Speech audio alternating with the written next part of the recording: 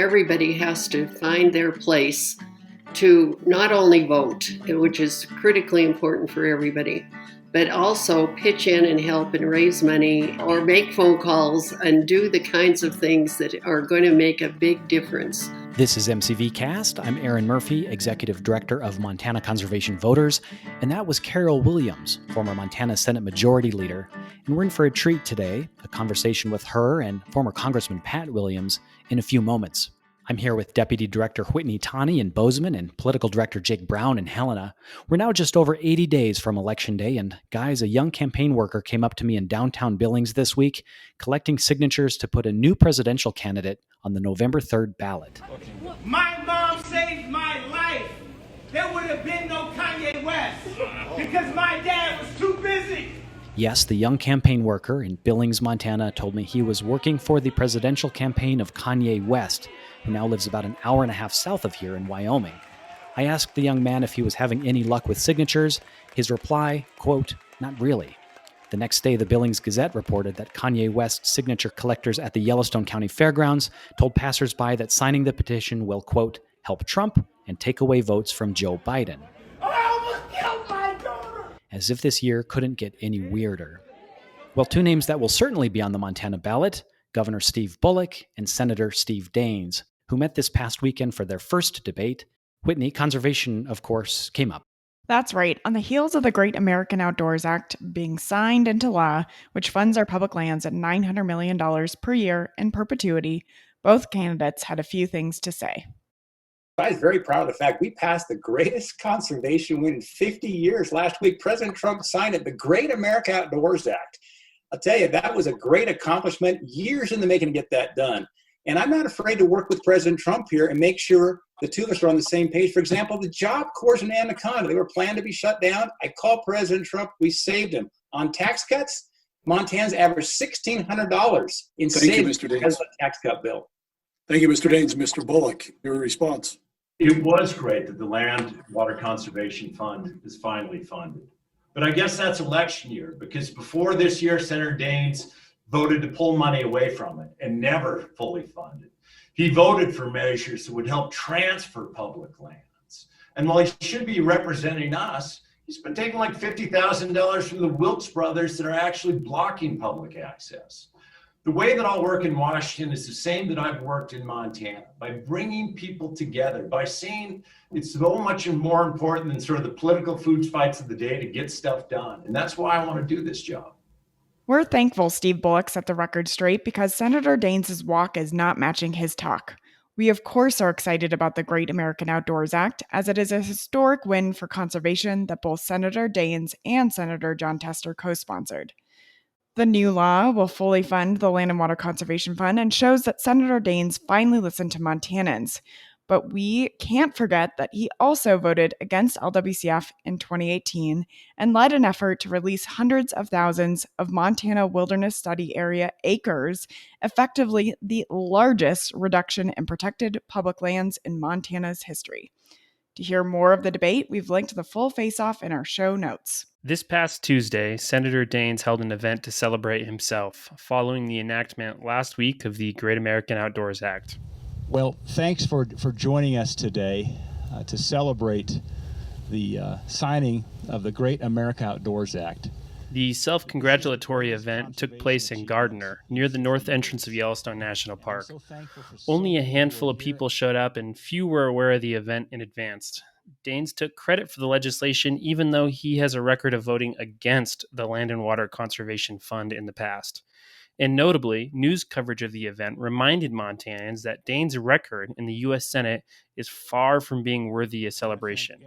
Our friends at Wild Montana Action, which is affiliated with the Montana Wilderness Association, called Senator Daines' role in the Great American Outdoors Act a rare blip in his abysmal public lands record. As for MCV, we said funding our public lands is meaningless if our public lands are sold off, which is a real threat under BLM nominee William Perry Penley. Meanwhile, Senator Jon Tester has sent a letter to Interior Secretary David Bernhardt and Ag Secretary Sonny Perdue to continue the momentum after the Great American Outdoors Act and find a full slate of projects to fund in the upcoming fiscal year. Tester claims that now is the time to start making up for the lost time and low funding levels. There's no better time than now to give local economies a boost by planning the wide array of construction projects that will be associated with this bill. Tester is also calling on his colleagues to ride the public lands momentum by supporting his Blackfoot Clearwater Stewardship Act, something both Senator Daines and Congressman Gianforte refused to support, even though it's wildly popular in Montana. Tester calls the legislation a natural next step following the Great American Outdoors Act. A boneheaded setback. That was our response to word that President Trump's EPA will strike down an Obama-era rule regulating methane, a potent greenhouse gas. The EPA reportedly has been working on this for a year, even though it is now blaming the move on falling energy demand due to the COVID-19 pandemic. When this news was first reported by the New York Times, MCV called attention to the fact that lawmakers like Steve Daines and Greg Gianforte have stayed silent. You don't get to be a conservationist when you make excuses for rolling back pollution standards that put our communities at risk, we said. Our future generations deserve better and smarter. In response to a Montana judge removing the Green Party from the ballot in November, two efforts are in motion to get them back on the ballot. A state judge in Helena ruled today Green Party candidates should be removed from the November general election ballot in Montana. As a reminder, last Friday, District Judge James Reynolds removed the Green Party, in large part due to mistakes made by the Secretary of State, Corey Stapleton. His office was refusing to remove petitioners who asked to be removed, something that his office could not legally do. Now the Secretary of State has officially appealed the judge's decision to the Montana Supreme Court. His appeal is mirrored by two candidates for the Green Party as well, pro-gun rights activist Gary Marbut and Royal Davis. Both candidates are claiming that the 800 voters who cast ballots for them in the primary election will have their votes retroactively nullified. Ballots have to be certified by August 20th, so a decision by the Supreme Court will have to come before then if the Greens are to be placed back on the ballot in November. Finally, just a reminder to our listeners that the Montana GOP committed campaign finance violations getting the Green Party on the ballot in an effort to siphon votes away from Democratic candidates. The two candidates vying for Montana's lone seat in the U.S. House of Representatives have agreed to two debates this fall. MCV-endorsed Kathleen Williams is running against failed 2018 Senate candidate Matt Rosendale, who has long advocated the sell-off of public lands. They'll debate each other on Wednesday, September 23rd, and again a few days later on September 26th. Montana has not been represented by a conservation lawmaker in the U.S. House since we lost our second seat more than 2 decades ago. And that seat was held by one of today's guests.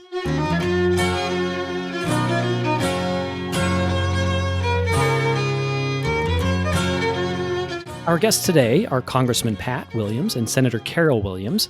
Back when Montana had 2 seats in the U.S. House of Representatives, Pat Williams represented District 1, Western Montana, from 1979 to 1997. Before that, he served 1 term in the Montana House before working for then Congressman John Melcher. Pat Williams is also a former teacher and National Guardsman. Carol Williams represented Senate District 46 in Missoula from 2004 to 2012 and was elected Montana's first female Senate Majority Leader in 2007, then Minority Leader in 2009 and 2011. She previously served in the Montana House of Representatives and ran for Lieutenant Governor in 2000 alongside Democrat Mark O'Keefe. Senator Williams also founded the organization Carol's List. Carol's List recruits, trains, and supports progressive pro-choice women to run for and win elected office in Montana, and it increases women's political power in our state. Pat and Carol Williams have 3 children, Griff, Aaron, and Whitney, who earlier this year ran for Montana governor, and they join us from their home in Missoula. Congressman, Senator, thank you for being part of MCVcast. Thank you. Thanks. Carol, November 3rd will be the most consequential election in American history, and I'm curious to hear from your perspective, your take on what the political landscape looks like in Montana and what's at stake. Well, basically everything is at stake. You can't name something that isn't going to be affected by this election. And of course, I thought that was true in 2016, too, when we couldn't get people to pay attention because they didn't think it was made any difference. And now we've got 2 Supreme Court justices and lots of regulations eliminated. And we've got a real mess in Washington. And fortunately for us out here in the landscape in Montana, we were able to keep Senator Tester there and Governor Bullock. And so our state looks a lot better than a lot of states do right now because of the leadership that we have. What's your message to anyone who shrugs off politics or who thinks that their vote isn't going to count? Well, really do think the vote, because your life depends on it, is more appropriate this election than any other. This is really, with the pandemic and everything else going on in the country, I think people have to pay attention to, even for the health of their own families, they've got to pay attention. And I really hear a lot from young people who say, well, it doesn't make any difference to me. It makes all the difference in the world, their health care and the environment and climate change and all of the other things that the Supreme Court could do in the interim if we have another 4 years of Donald Trump. And it's very important that all age groups pay attention to this election and vote, and really get out and vote and get their friends to get out and vote. Pat, you've seen decades of political progress and setbacks throughout your career in Montana politics. What is the most surprising thing that you have seen, particularly in the last 4 years? Well, I don't know if I can boil it down to one, Aaron, the most surprising thing. But if that's the assignment, I'll say the election of Donald Trump.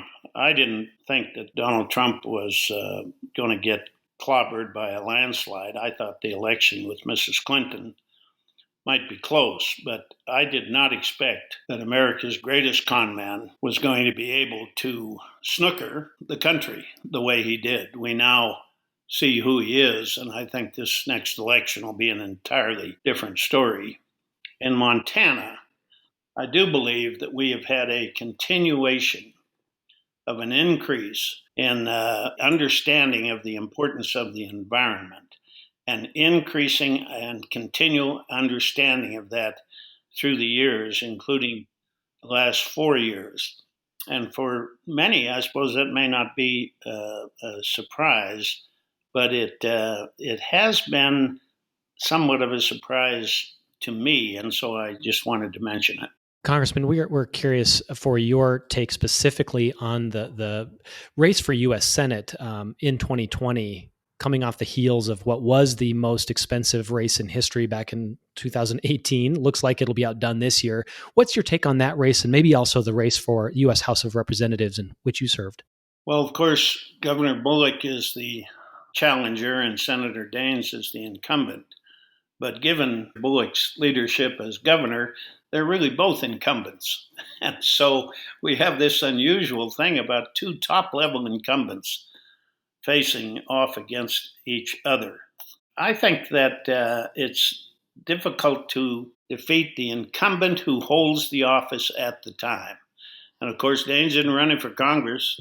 Bullock's running against the real incumbent, Senator Daines. And so I think it's going to be a tough race for both of these fellas, and perhaps a little more difficult for Governor Bullock than it will be for Senator Daines. The momentum against what I'm saying, by the way, is coming from the fact that Republicans around the country, including in Montana, are in some trouble trying to win the next election.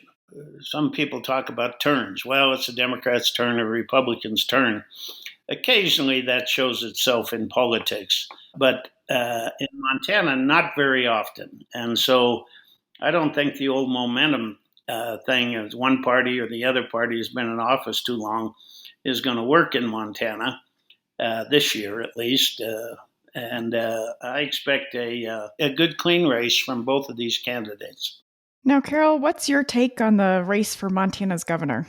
Well, I want to, just before I say that, Whitney, I just want to follow up about the House race and Kathleen Williams in Rosendale. I think Kathleen has a very good chance of winning that race, and she's got a good organization. She's raised a lot of money. She's very competitive. And of course, Rosendale has lost an election, and a very brutal election against John Tester. And I think that's to Kathleen's advantage. So I did want to say that. And the governor's race, of course, I had a favorite in the primary. My daughter Whitney was running, and we had hoped that she was going to be the candidate to defeat Gianforte.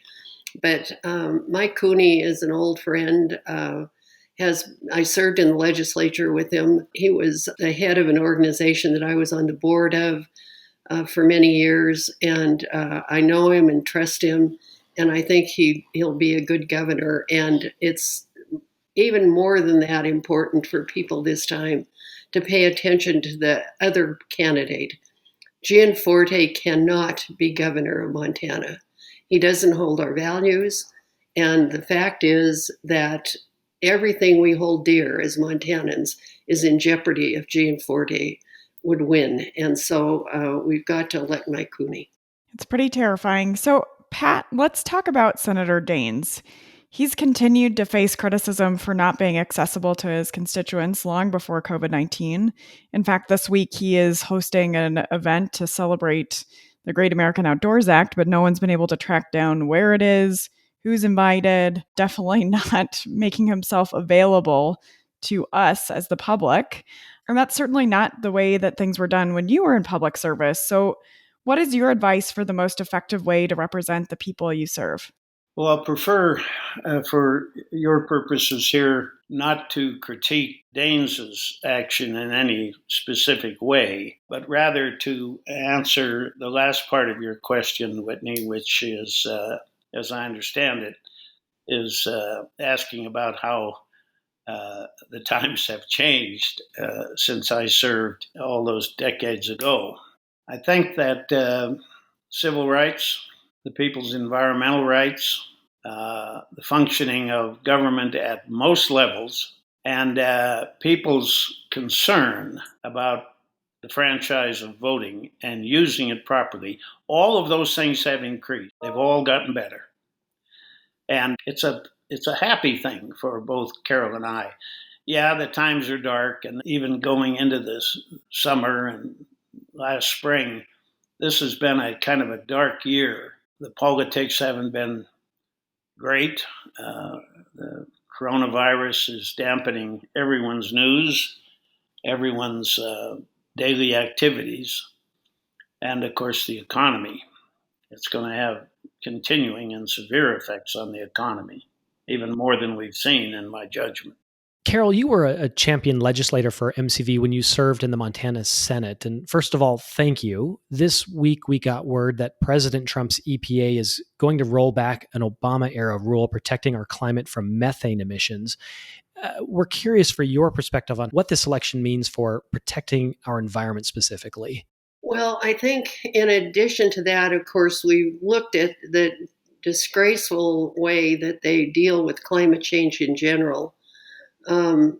It's the very thing that no matter whether you're a Democrat, Independent, or Republican, you ought to care about. This is literally a life and death situation. And when I was in the legislature, it was easy to be a good legislator because you guys were there keeping us all informed about the issues that were going on. And I want to really compliment you again when, of course, you weren't there when I was there, Aaron and Whitney, but your predecessors were, and they made a huge difference in being able to hold on to some of the things that I carried the Montana Environmental Protection Act, some changes in that they had under Republicans had requested to replace. And of course, it wasn't successful. We weren't able to get it through the Montana Senate. But most of the things, thank God that we had a Democratic governor during that time, because very many environmentally unfriendly bills were passed on to Brian Schweitzer while I was there, and he took good care of them. I'm sure that Mike Cooney would do the same thing. And that's why it's so important to hold on to the governor's race. We need to have that veto power. So, Carol, you've spent a long time making sure women in particular have a seat at the table when it comes to politics in Montana. And you've gotten so much done through Carol's list. So what is your message to women who are listening who might be interested in pursuing public service? Well, thanks, Whitney, for that question, because I think Americans and Montanans both are being more apt to vote for women as we move forward in this century. It's been a terrible thing that women have to be asked 7 or 8 times to run for office before they'll say yes. And it's a very difficult thing to both recruit and elect women, except that now, since 2018, with the coming of many new women legislators and members of Congress, things are changing, and women should want to be part of that change. And when we started Carol's List, women were in the minority of the Montana legislature by far. When I first went to the legislature, there were a handful of women. And now, since Carol's List has been there and we've been doing all this good work, now in the Democratic caucus anyway, the Democratic caucus is more women than men in both the House and Senate. And I think we're only needing to do more of that. It's very important. Thank you for that, Carol. A little anecdote: when we were at an event with your daughter, Whitney, my daughter, who was 12 years old at the time, her eyes were opened seeing Whitney run for public office, and it was so inspiring to her. And to know that Carol's List is there for somebody like a 12-year-old who is interested in public service, it means a lot to me personally. So thank you for that. We are always interested in learning from the great leaders of Montana. So Carol, in your public service, what did you learn the hard way? What lessons can Montanans take away from your experience in the legislature? Well, I think the thing that women have to do is they have to go into this running for office with their eyes wide open.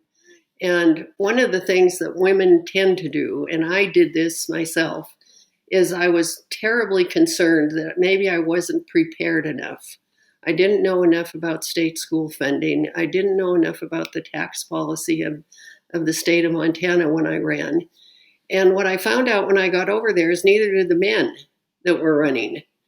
And what you have to do when you go to the legislature, you have to learn it. And I would like to say that women are as capable as men in doing all of those things, from tax to education. And we just have to have more confidence and step up more often. And that's what I'm thinking that's really changing. And I'm feeling good about that. So Pat, same question to you. So in your public service, what did you learn the hard way, and what lessons can Montanans take away from your experience in Congress? Despite what I suppose sorrowfully most people think, Congress is a very busy and productive place. The members work very hard, very long hours. And when Congress isn't in session, for example, during a break that always happens around this time of year, called the August break, those members of Congress, the vast majority of them, go home to their districts, get in the car, and go town to town, or in the large cities, go up and down the escalators and elevators in those high-rise buildings. And they work almost as hard then. I say almost because they have the enjoyment of being home, but almost as hard then as they do when they're in Congress. The primary requirements, I believe, for a good congressman is one who listens and studies. Listening was something that I was not fully prepared to do when I got to Congress.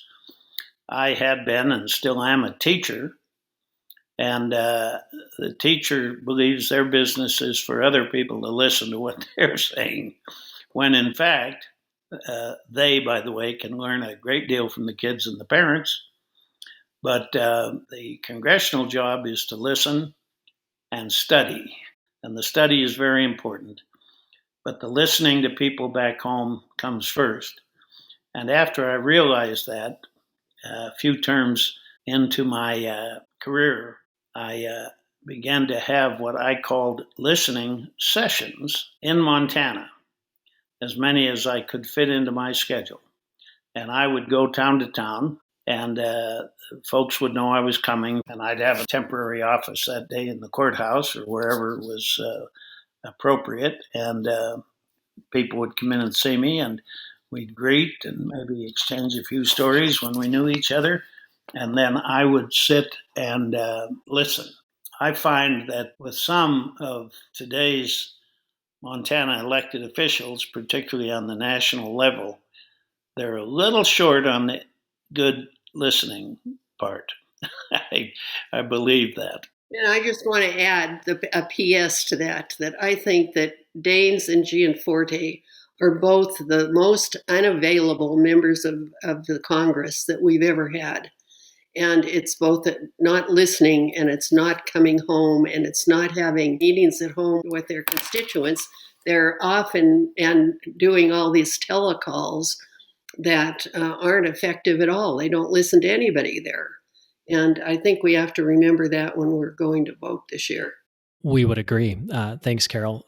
Pat, Montana had 2 seats in the U.S. House when you served in Congress, and we could be in line to get that second seat back.